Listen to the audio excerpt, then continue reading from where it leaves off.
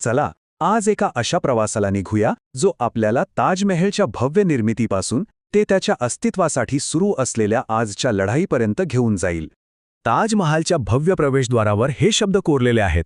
हे फक्त शब्द नाहीत तर या वास्तूच्या आत्म्याचं प्रतिबिंब आहे, जे आपल्याला सांगतं की ही इमारत दगडाविटांपेक्षा खूप काही अधिक आहे.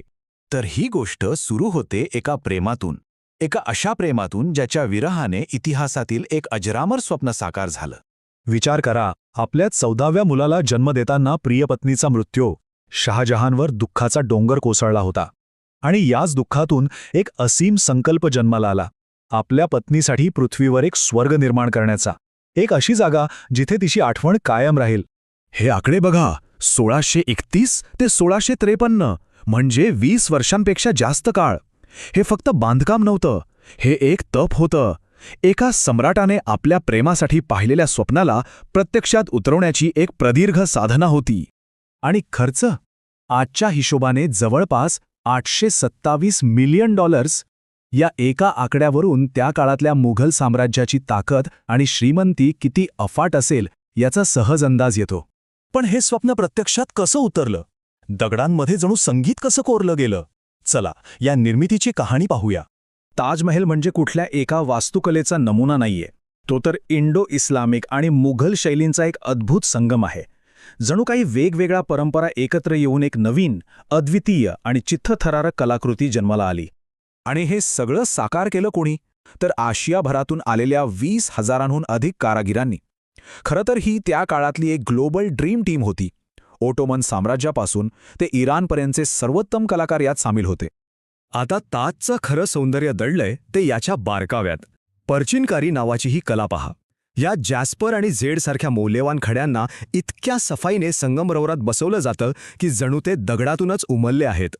अगदी तसंच भिंतींवर कोरलेली कुराणातील वचनं ही निव्वळ अक्षरं नाहीत, तर ती एक कला आहे. आणि त्यातही एक गंमत आहे, वरच्या बाजूची अक्षरं मुद्दाम मोठी कोरली आहेत, जेणेकरून खालून पाहिल्यावर सगळी अक्षरं एकाच आकाराची दिसावीत. काय अफलातून विचार आहे, नाही का? पण कथेला एक दुर्दैवी वळण आहे. काळाच्या ओघात या सौंदर्यालाही नजर लागलीय. आज ताज एका अशा संकटाचा सामना करतोय जे अदृश्य आहे पण तितकंच विनाशकारी.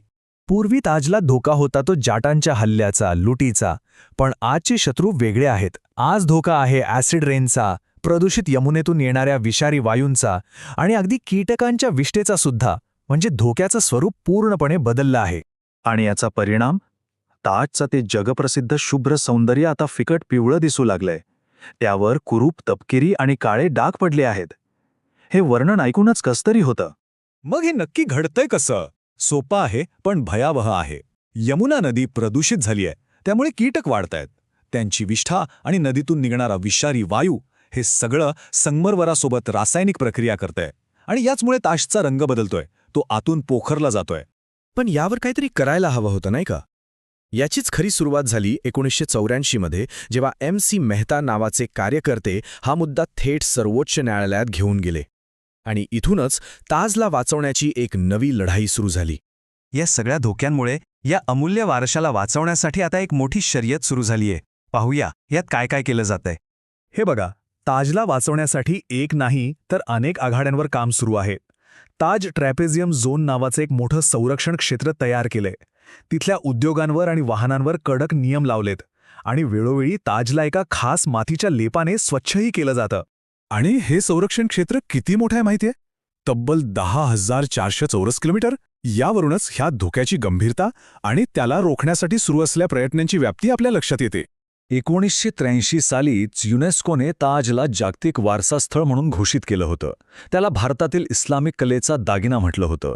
पण आज याच दागिन्याची चमक धोक्यात आली आहे. म्हणजे जी वास्तू शाश्वततेचं प्रतीक म्हणून उभारली गेली, आज तिचंच भविष्य नाजूक बनलं आहे. तर मग प्रश्न हा आहे की प्रेमाचं हे प्रतीक पुढच्या पिढ्यांसाठी जपण्याची जबाबदारी आपण पार पाडू शकू का?